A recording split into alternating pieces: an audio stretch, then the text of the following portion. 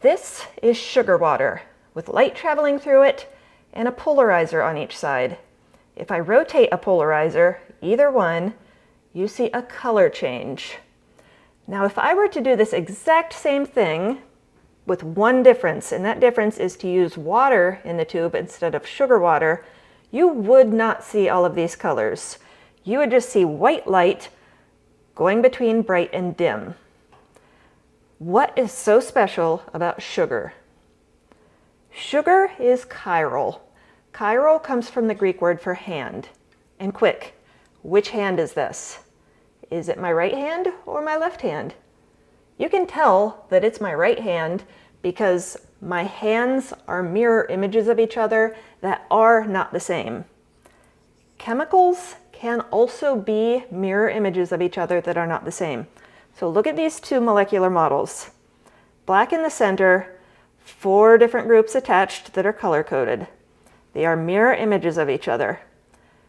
But we cannot superimpose them on each other. What I mean is, let's try to get all of the atoms to line up. We can line up orange, black, and green, but yellow and red are not lined up. Let's try to fix that by flipping one of the molecules. We can get yellow, black, and red to line up, but now green and orange are not lined up anymore. These two molecules are mirror images of each other that are not the same. A mirror image of a sugar molecule is not the same thing.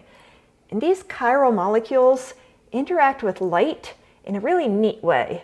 You probably know that when light goes through glass or water, it slows down and the angle can change. But that's true whenever light passes through any matter. When molecules are chiral, the way they interact with light is asymmetrical. So yes, the light slows down, but the oscillation direction also rotates. And this rotation only happens when the molecules are chiral. And the different wavelengths, meaning different colors of light, rotate by different amounts. So let's wrap our heads around this diagram. So let's say I'm a light source and my light is shining to you. If I am unpolarized light, like what would have come out of my light source in this experiment, it's not going to be just going straight at you. There is a certain oscillation to it. And in unpolarized light, it can oscillate in all sorts of different directions. So up and down, right and left, and everything in between. So what you would see, I'm just going to draw the oscillation directions, not every single wave, just kind of imagine these being waves. Now, right after my light source, between my light source and the solution, I had a plane polarization filter. And what this does is it only allows one specific oscillation direction to pass. So if I am unpolarized light, what can go through this is just one oscillation direction. And that is plane polarized light. That is what was going through this sugar water solution. Now, because sugar water, or anything chiral, is going to rotate that oscillation direction, think of it like this. Maybe it starts out oscillating up and down, but as it goes through the sugar water, that oscillation direction changes. Again, it's easier to draw just the oscillation direction, so that is what you are going to see me drawing. Now, at the other end of the sugar water, I had a second polarizer, and that is the one I was rotating. Technically, you can rotate either one, but this is the one that I was rotating. Just like the first one, it is only allowing one oscillation direction to pass through at a time. But because the different wavelengths or different colors were rotating by different amounts, you are seeing a color change as I rotated this, because the different colors had different oscillation directions. This is a drill bit. It's chiral. If you were to look at a mirror image of this drill bit, it would not look like the same thing. So let's imagine that this was a molecule and that light was going to interact with it in a way where it rotated through the grooves. If somewhere else in this solution I had a molecule just like it that happened to be rotated the other direction, it's going to continue to rotate light in that same direction. Now, this is just a rod. It is achiral. So, you know, light interacts with matter in all sorts of different ways. So if this achiral molecule did cause light to rotate, well, somewhere else in solution, you are going to have some molecule just like it, but in another orientation, and it's going to just rotate it right back, and they're going to cancel each other out.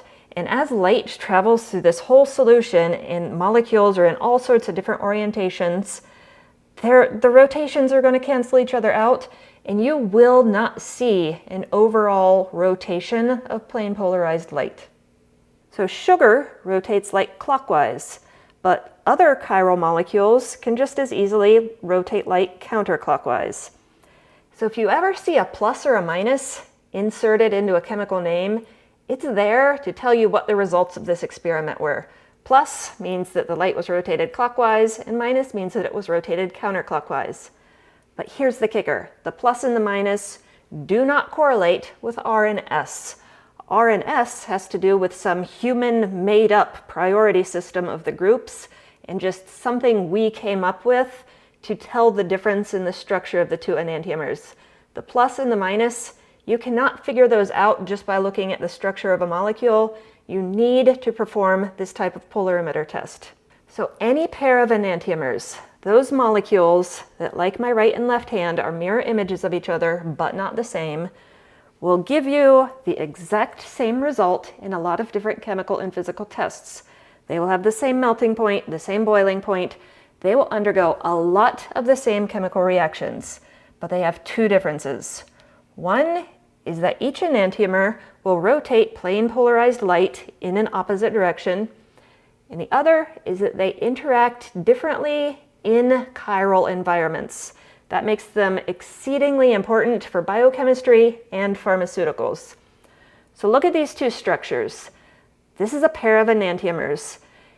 They are both aroma and flavor compounds, but one is spearmint and the other is caraway.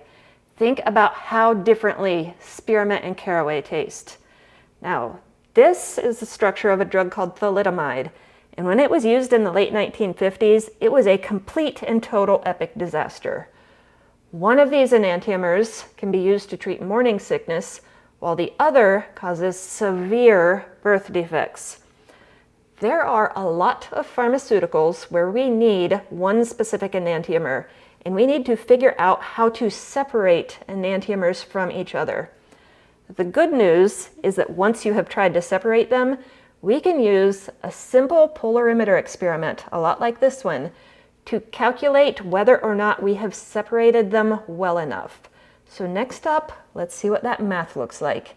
Thanks for watching Chemistry in a Nutshell. If you feel that I've earned it, please like this video and subscribe to my channel.